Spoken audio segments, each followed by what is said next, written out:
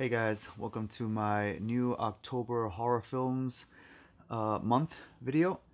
I hope you've been enjoying these. I've been having a lot of fun putting these together, and it's given me an opportunity to pretty much just look through my collection and see how many movies I really have within the individual categories that I've pretty much broken up this entire month of videos for. And I have to say that for some of the categories, I was really surprised that I had that many movies. So, as you know, last week we did paranormal films. This week I got creature monster movies, and again, I'm just as surprised that I have so many creature monster films in my collection as opposed to my paranormal. So, I guess we'll get started. Of course, as always, like my video if you enjoyed, everything that I've have to show you and have to say about each of the films. Subscribe to my channel so you can continue to see all the good stuff that I keep coming out. Leave me comments, guys. All right, I like the support, and hope you continue to enjoy everything that I do. All right, guys. So let's get started with this. So the first film that I had to show you is this film called Attack the Block, and it's basically about these kind of weird, like hairy, maybe alien, uh, look like a cross between like monkeys and dogs for some reason. They're kind of a cross between that. I say more towards a monkey, but they're like really hairy, so you don't really see much of a face. All you see basically is like a mouth and teeth. That's it, and maybe like their beady blue eyes. But I have to say that this movie is actually really good. I didn't know what to expect. I had heard some some positive comments about this film, so I decided that I wanted to pick it up so I can check it out myself. And I was really surprised at how well it was done. Again, it's pretty scary. All the creatures attack this one particular apartment complex, and it's up to these bunch of neighborhood kids to try to defend their apartment complex and fight off the monsters that are invading them. So again, this is something definitely that I would recommend you guys to check out if you haven't done so already. So, Attack the Block. The next film that I had to show you, of course, is a classic, and it is the sequel, Aliens. I've seen the first one. I just don't have it. I haven't bought it. I've been meaning to get that one, but for some reason I just keep ignoring it or just forgetting about it. But I wanted to get Aliens because I felt that while the first film was really good in providing us with that claustrophobic feeling of Ripley's character trying to navigate through the entire ship, trying to survive, and you have this one singular alien that's pretty much wiping out her entire crew until she's the only one left. And it's a battle between her against this alien, and having to navigate through, like I said before, the claustrophobia, the narrow corridors. It's like really provides a really nice, interesting, scary mood. So Aliens basically is just a continuation of that, literally anyway. And there's just more aliens that I like. So there's lots of because this time it's basically like this colonial marines that go in there along with Ripley to assess the situation on this desolate planet, and they find out that there was another outbreak of xenomorphs, and so that again, all the fighting that goes on in that film, the firefight against the aliens trying to survive, again, everything's just bigger compared to the original Alien film. So this one I definitely loved. So yeah, definitely add to your collection. Watch it again, watch it over and over again. If you haven't, definitely check it out. The next film that I have to show you is the film Cabin in the Woods. I have to say that this was actually a really surprising, really good horror film. Even though the ending was kind of like, wow, I didn't expect it to go in that direction. But regardless of that, it was just the fact that everything that they were doing up until that point, all the scary rooms, all the creatures that they were going up against, it was really good. So I really enjoyed it that way. I felt it was really creative in that sense of, these teenagers were pretty much led into this cabin, and the cabin, depending on, I believe, whatever choices they make inside the cabin will determine what kind of horrific death they end up encountering. But to realize that there was another side to this whole thing, that this wasn't some sort of paranormal type of situation, that it was really some sort of, from what it looked like, a government organized project where basically everything is being controlled by the in the control room by these two guys who are pretty much just pushing buttons around, making sure that the routine process goes according to how it's supposed to, in order to keep an angry god, let's put it that way, from being unleashed on the world. So that's all I'm going to say about that. I mean, I may have already given up too much, from what I was supposed to, But regardless, I was really surprised. I really enjoyed this movie a lot. It's definitely something that it's worth watching. So definitely check out The Cabin in the Woods if you haven't done so already. The next film that I have to show you basically is Cloverfield. I don't have it on Blu-ray; I just have it on DVD. You know, I have mixed feelings about this film. I feel that, you know, on the one side, the whole monster aspect of it was really fantastic. You know, I just love the presentation of the monster. I think the monster's design could have been maybe just a tad bit better, you know, but it is what it is, and I'm not going to complain too much about it. You know, I really like that. I mean, all the sequences, you know, of the military fighting, you know, against the monster, the camera angles that were used to capture those particular sequences, I love to death. I just love the way it was done. It's really creepy. It's a different perspective of showing giant monster attacking a city. So I definitely commend J.J. Abrams for putting this out there. Even though, again, one of my gripes is that it's a really short film, just a little over an hour. But again, it's supposed to be, you know, or not supposed to, but it is a found footage film. And for the most part, it does work. Although there are some instances where the handheld camera style that was used in here, I found it to be really impractical, you know, considering the situation that our main characters are in, that you would be filming this the way they are, you know, and doing some of the things that they're doing, and just find it completely ridiculous, you know. And then there were some other aspects of the film which I thought were just completely just blown out of proportion. It's like, let's get on with it already, you know. But again, to, you know, push the plot of the film forward, and needed to do that kind of stuff. But overall, regardless of that, you know, I really loved Cloverfield for what it was. It was a giant monster movie attacking New York, and just the way it was done was different compared to other monster movies, you know, of its kind. So definitely, you know, something, you know, to check out if you haven't done so. The next film that I have to show you is The Descent on DVD. Now, this movie I loved. You know, I probably thought I was going to say something else, but yeah, I really love this movie a lot. I mean, the only difference about this is that compared to other creature monster films, is that the entire, you know, main cast is made up of females, you know, made up of women, which is a first, you know, as far as I'm aware in terms of, you know, this genre, and where basically all the characters are female. So it's basically like all of these characters are a bunch of friends that kind of meet up to go spelunking in the caverns. I forgot where, but as they venture down there, they soon discover that there are actually strange underground creatures that look kind of humanoid, but they're actually creatures that don't have eyes, because they kind of like navigate through sound. So they end up, you know, coming into contact with these creatures, and slowly, one by one, each one of the friends start getting taken out, until I believe there's like 2 left at the end. And, you know, things really get heated, you know, in terms of how the characters manage to escape. Or do they? Anyway, but I mean, the thing about this film that I love so much is that there's really a nice, eerie sense, you know, of claustrophobia, almost similar to, you know, what I believe the original Alien film, you know, portrayed. It's just that this time this is underground. You're in caves, going into, you know, these dark, you know, narrow corridors or crevices that seems to get narrower and narrower the more they go, and it just adds to the whole feeling that you feel fear for these characters, because you want them to survive. But, you know, it's not only the creatures, but they have to survive just the treacherous inner networks of the caves, and trying to, you know, make sure that they don't, you know, get themselves killed as they try to navigate through, and even having to, you know, survive against themselves as well.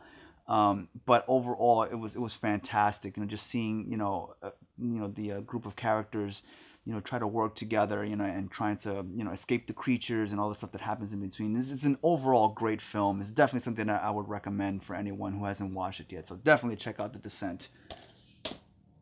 The next film that I have to show you is this film called Don't Be Afraid of the Dark, which I believe it wasn't directed by Guillermo del Toro, but I believe, you know, he presented it, you know, or he was the one that bought the rights for distribution. I think that's accurate. Not sure. I have to double check. Anyway, this movie basically is about these two husband and wife, played by Katie Holmes and Guy Pearce, who with their daughter move into this new house, and the daughter, you know, starts hearing like these weird voices coming through the vents that eventually lead her down into the basement, where she finds this sealed, I forgot what it was. It looked like a furnace, but I don't think it was a furnace. But, you know, it's just kind of like this locked steel door. and she keeps hearing these voices coming out from there. And later on, you find out there's these little creatures that actually live underground, and they come up and they start attacking the family, and things start getting out of control and crazy. People start to die.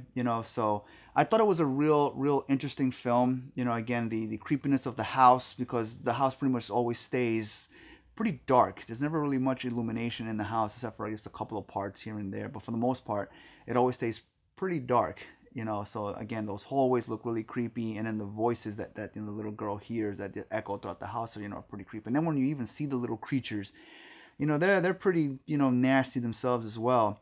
But the thing that I found the most interesting is that as you watch the film, you figure out that this is actually a different way of telling a story about the Tooth Fairy, which I found interesting. So I thought that was, it's like well done in terms of the writing of trying to convey a different angle towards the Tooth Fairy, and it's manifested in these little creatures. So that was actually pretty nice, So definitely something, that I'd say it's worth a look. So definitely don't be afraid of the dark. The next film I have to show you is Dog Soldiers. Oh man, I mean, if there ever was a werewolf or were-dog type movie, I'd say this is it. I mean, this has everything. It's got the werewolf slash dog, whatever the heck you want to call them. I mean, even though it's called Dog Soldiers, but I mean, they're essentially werewolves, right? But it's got werewolves. It's got paramilitary groups in there, holding up in a house trying to fight off these creatures that are taking them out one by one. You got hidden I don't know, like science, not science experiments, but more like military projects that are being conducted. I mean, I think that there's a little bit of that going on in here, but overall, man, this movie was absolutely fantastic. I mean, I remember watching it on the Sci-Fi and thinking, damn, this is actually a really good werewolf movie. And when I saw that it was actually available on Blu-ray, but as a DVD Blu-ray combo, I said, yep, that's mine. I gotta take it because I loved it so much, and watching it again on Blu-ray, I mean, the quality isn't as, so yeah, I mean, the movie is absolutely fantastic. It's great. It's something that I definitely recommend. I mean, the quality of the Blu-ray transfer isn't as great as I thought it would be, but it's still it's really good anyway. The action, the gore, the blood, it's like really spot on. I mean, there's some really nice scary moments, and there's some really interesting reveals towards the end too, that kind of just add a whole twist to the whole plot of the entire film, which I thought was really nicely done. So definitely I say Dog Soldiers, man. If you guys like collecting creature monster movies, this is something that you definitely need to add to your collection, man. So definitely check it out. The next movie I have to show you is something that I showed you, I believe, in my Psycho Slasher video that I did at the beginning of the month, and I thought that I would add it to this one too, because it kind of does fit in this category, and it's the film Frankenstein's Army. Now, I'm not going to go into too much detail about this, because I already did it, in my Psycho Slasher film. So if you want to check out what this movie is about, look at that one. But the reason why I'm including this one here is the fact that the creatures themselves, fit the what I would consider to be the category of creature monster thing, because they're essentially creatures too, even though they were former humans that were just mutilated and turned into something else, or soldiers that were taken apart and turned into something else by the mad scientists. They're still essentially creatures, so it does fit into this role. So again, Russian army goes into town, led underground, and they have to face off against these weird gross creations that were actually really nicely done in terms of concept and design. So it's definitely worth a check out. So check out Frankenstein's Army if you haven't done so. The next film that I'm going to add might be a bit of a surprise that I'm adding it to creature monster. Well, I mean, it does fall into the creature monster, but in terms of a horror film, yeah, and it is the original, I believe this is 1954 Godzilla.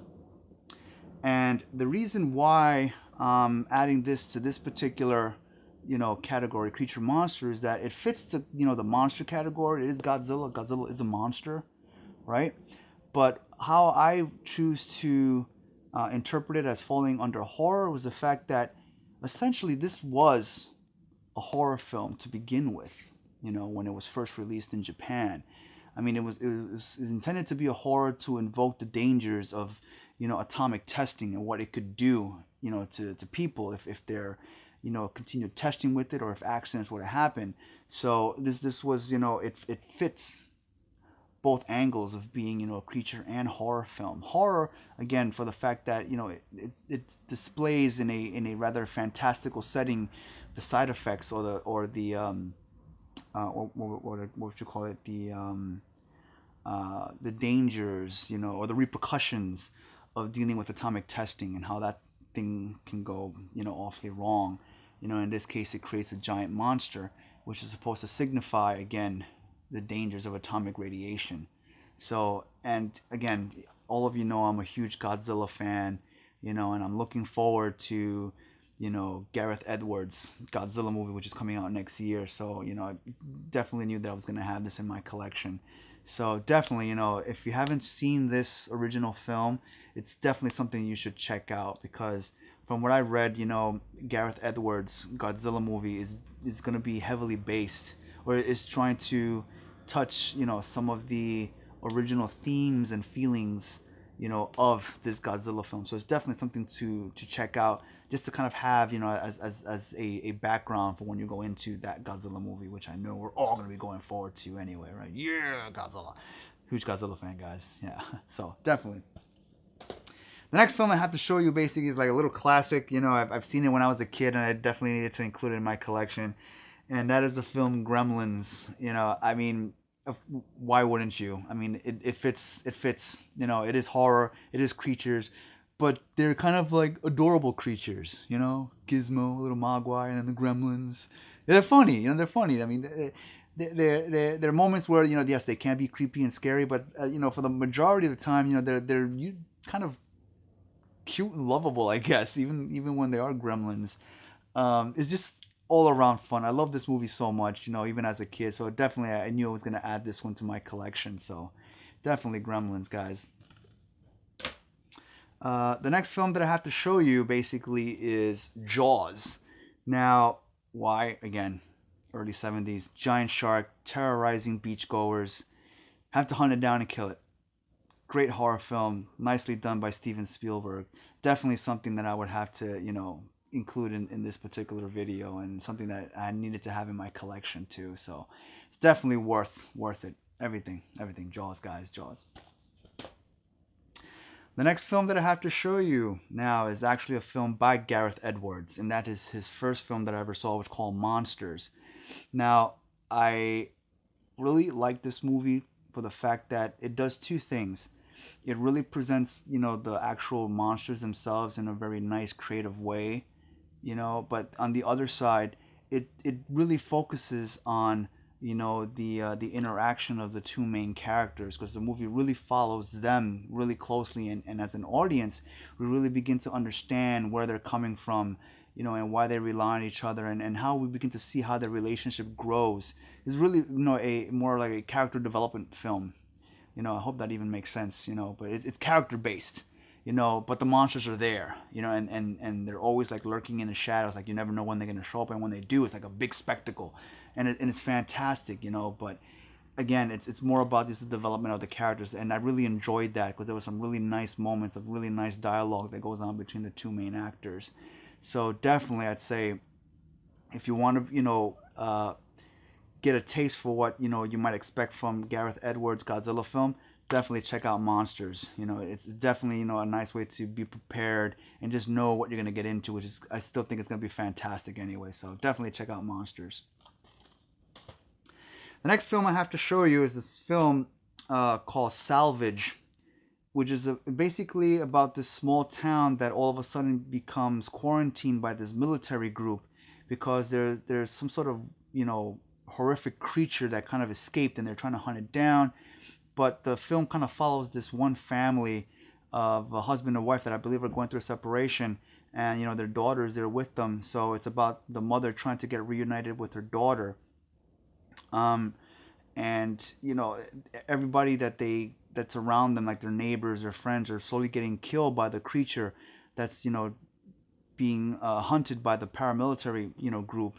And all around, I say that it was really good and effective at being creepy in that sense, you know, of concealing the monster, because you don't really see the monster until the very end of the film, you know, and it did a really good job, you know, of just creating those moments of, you know, just kind of like jump scares when the monster just like grabs somebody and kills them and whatnot. You know, there's a really nice camera action, camera work being done. But I have to say that the one letdown that I had about this film is when you actually got to see the monster. I mean, the monster basically was just more like a humanoid, deformed, you know, thing. You know, kind of weird. For some reason, I want to say that it also had maybe like tentacles or something like that. But, you know, it wasn't you know, as more, I don't know, grotesque or monstrous as I thought it was going to be. Because the description on the back kind of read like, you know, I thought like the entire town basically had like a huge monster that was kind of trying to destroy it or whatnot. But it was really just this one humanoid looking creature thing that was really terrorizing this whole town and was basically taking everybody out one by one. But I mean, again, it was really good. You know, I won't say anything negative about it. It was really good. It was a lot of fun, creature monster stuff. So definitely, and if you haven't seen it, if you can find it, you know, definitely say give Salvage a try. It's really, you know, really cool. The next movie I have to show you, of course, is a classic. And it is John Carpenter's The Thing on DVD, and it's the remake of the original 1950s version. But I love this one so much just because of the creature monster effects that they, you know, used in this film. It's unbelievable just how well these creature designs were made and just what the creatures did as they mutated from one form into the other. It just kind of reminds me of Dead Space, you know. It was just a Dead Space on Earth, not in space, you know, in terms of the necromorphs in that game. So definitely it was a similar vibe. And it also kind of even kind of touches upon just kind of being like aliens also, just on Earth, not in space. But other than that, I mean, definitely The Thing, I loved it. You know, it's definitely something, you know, worth checking out if you haven't done so. And if you have, as I always say, definitely worth another look. So definitely do it if you haven't done so already. You know, I think eventually I'm just gonna end up getting a Blu-ray version of this movie anyway, because, you know, I love it. I love it, man. You know, didn't like the sequel, which was actually the prequel to this movie. You know, I heard it was trash. I didn't see it. You know, so I'm sticking to that, not checking it out, because I think it is gonna be garbage compared to this. So this is definitely it. And the last movie I have to show you now is an independent film, which I was surprised that it actually turned out as good as it was, because I really didn't know what to expect. And it is this movie called Troll Hunter, and it's basically, again, it has this found footage, first person shot camera perspective, and it's about this camera crew that goes in search of the elusive giant trolls, and I forgot, it's somewhere in Europe that they go to. For some reason I want to say, well, maybe it's listed in here, in Norway, I believe, right? You know, they go to Norway and they're hunting, you know, to find out, you know, what these trolls are and you know, why they behave the way they do.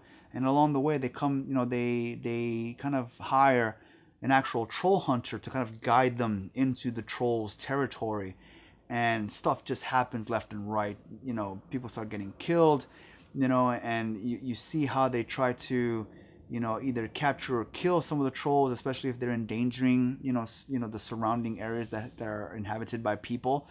So, but I was really surprised at how good this movie was. It had some really good moments in here. Again, the special effects that were used to create, you know, the trolls themselves were top notch. You know, they really look very realistic when you actually see them on film, you know, and even the moments when they interact or when, you know, they're trying to hunt down, you know, the crew that's trying to, you know, search for them, you know, that were actually done really well, as, you know, also. So is, again, something that I also was surprised by, and because I was surprised by it, you know, I enjoyed it, and I'd say definitely check this out if you haven't done so already. You know, it's definitely worth a look. Troll Hunter.